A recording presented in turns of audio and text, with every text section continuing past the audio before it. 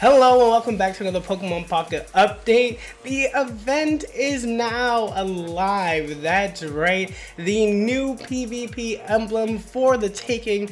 5 consecutive wins is here. So let's go through all the details of the event to make sure that you are good to go, and then list out some decks that will take you over the top so that way you can show that off under your name. Before we begin, only 2% of you are subscribed, so go ahead and hit that like, subscribe, and notification bell button so that way you do not miss out on the daily content, because we have to hit 10,000 subscribers before the end of the year, and I know that we all can do that. So with that out of the way, let's go ahead and get right into it. All right, let's dive right into the details so that way you are prepared to get your emblem if that's what you're looking for, but most importantly, ways to get free hacks, y'all. Let's go ahead. So you get these emblems. There's up to 4 that you can earn by winning a certain number of versus battles consecutively in a row, okay? And that way you can add them to your profile by clicking the profile icon and throwing them into the emblems panel. All the way from the left here, we have the white emblem here, and that's what you get for getting 2. We have our bronze emblem you get for winning 3 in a row. You get the silver for winning 4 in a row, and you get 5 for winning for winning 5 in a row. You get the gold emblem. This is different from our last one where we had some time to win 45 wins. We only have a week to do this, okay? So just think about that. There's no pressure at all, but like you still have time, but just know that your period in getting these emblems, if you do want it, are lower. We're gonna get to the participation rewards because that is like the best part of this whole thing. But if you win victory rewards, you do earn a shine dust, okay? Winning 1, 3, 5, all the way up to 15 nets you different amounts of shine dust. You can use those for flares. I hope that we can use them for something else, but for the meantime, if you are missing out on that, like that's what you can do to get it. You don't need to win these consecutively. You just need to stack them in order to get that, so that's kind of nice. However, the true rewards in here are the participation rewards. And so when participating in 1, 3, 5, and 10. So as long as you just do 10, even if you don't want the emblems, you log in there, like you hit the event and then you hit concede, it still counts as you participating. You can net up to 24 pack hourglasses, which gives you 2 essential free packs for that. If you're like me, you probably might just be hoarding all of your pack hourglasses for this new mini set that's set to come out hopefully in a week, y'all, in a week, the 16th. But if you're just starting or you're like midway to your collection and you're looking for ways to just get more packs, this is the perfect spot for you to do so. Now, if you want to win, you want to grind out these 5 wins, check out these decks that I'm about to list out for you. First, we're going to start off with our trifecta, the trinity of the game, between our Pikachu, our Mewtwo, and our Charizard decks. These are like the best decks with the refined list on them. So if you have these cards and you want to use these and you want to try to chug along quickly, I would suggest these ones right away, but we'll have more for you to look at in this video. So we have this Pikachu list. This is running the Raichu package here with the Lieutenant Surge. The key here is to just kind of like build up your Pikachu, get the 2, you throw your Zapdos in the front as like a tank if you need to, and then your Raichu is your finisher to hit overhits, right? This 140 in the mirror, if you're going against other Pikachu decks, clears Pikachu EX, clears Zapdos EX. There's no need for a Giovanni in those spots. Giovanni really is here for Pikachu to take out those tanky hitters like Kangaskhan or anything else that has like 100 HP, and that's like clear for you to go. I really like this build. We recently just played it. It went 14-0 in a tournament.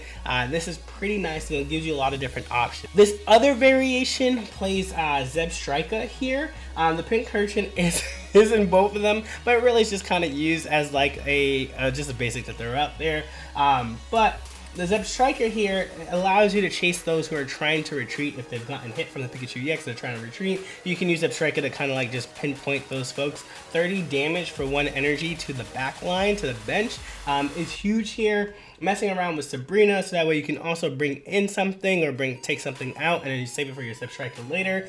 It's also really good. So both of these you can't go wrong with. There's also ones that run Electrode instead, and that's also really good. So Pikachu essentially just needs electric Mons on the field for you to run with it. I'm gonna try my hand at both of these, see how we go with it, but I like how these are set up. On the other side of things, of the triangle, you have your big boy Mewtwo, and like this list has gone through the Trials of Fire in tournaments and has just done really well.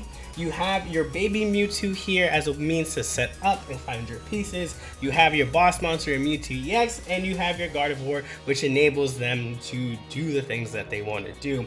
That side drop for 150 clears out as much as you want. This ability of Side Shadow from Gardevoir does the things. There's a red card in here. You can run with it if you would like to. You can also switch this out for a Giovanni in the PvP. Red card is really good in tournaments, especially for open deck lists because people have to play around it. In the PvP, you might switch this out for Giovanni because then if they have things like Farfetch or other pieces, you can use Giovanni to clear it out. Yeah, y'all hear my cat in the background?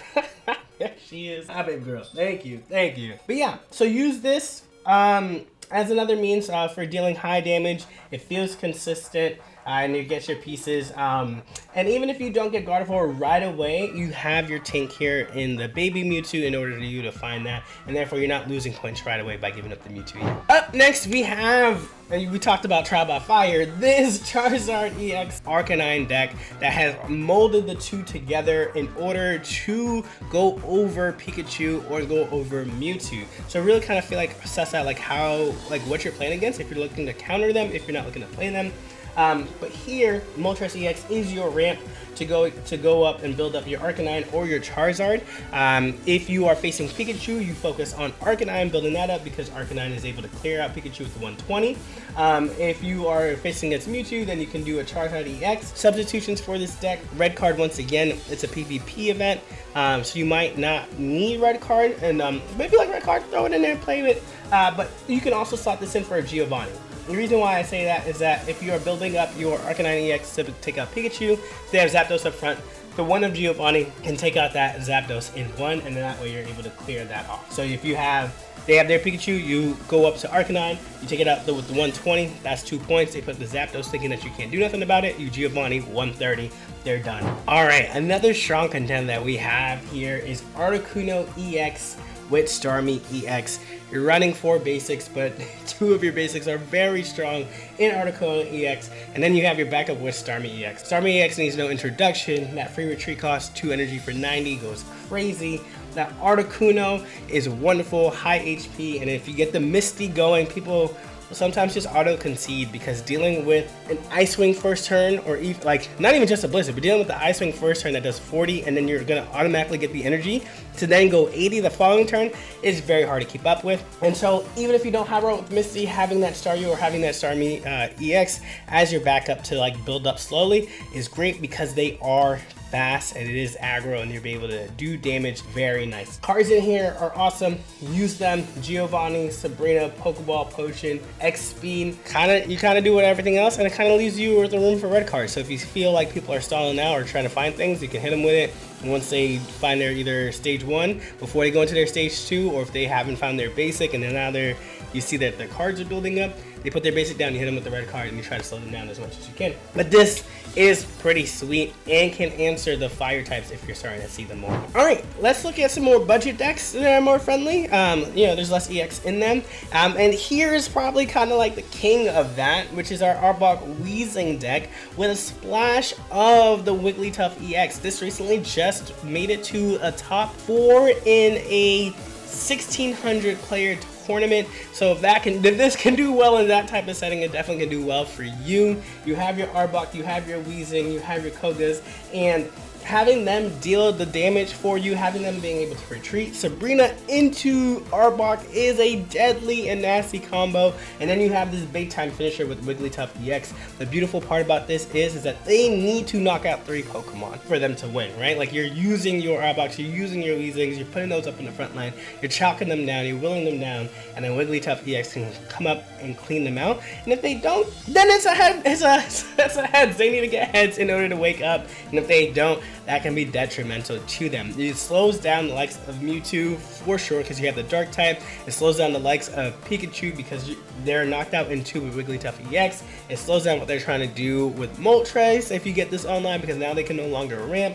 And so this feels really, really good and fun to play. Another budget deck is the Blaine's deck. There's no EX in here, and this is aggro to the max, right? Rapidash only needs 1 energy to attack. Farfetch only needs 1 energy to attack. Ninetales needs 2, but you're dealing 90. Attach the Blains to it, you're dealing up to 120 with Ninetales. You're dealing up to 70, which clears out basic mons with Rapidash. The Giovanni also helps you go over things, and so there's room for always additional damage in this deck. And because it goes so fast, because it's so low to the ground with the energy, there's not enough time for your opponent to build up these stage 2s or get 4 energies here. Like, you are clearing out these mons, and that's the plan with this before they get up to their big guys, because you can do so much damage in the early game. And another low to the ground deck is Marowak. And yes, flipping coins always feels bad, but you have the likes of Slash, which does 70 damage for 2 energy, which is strong. He has 100 HP.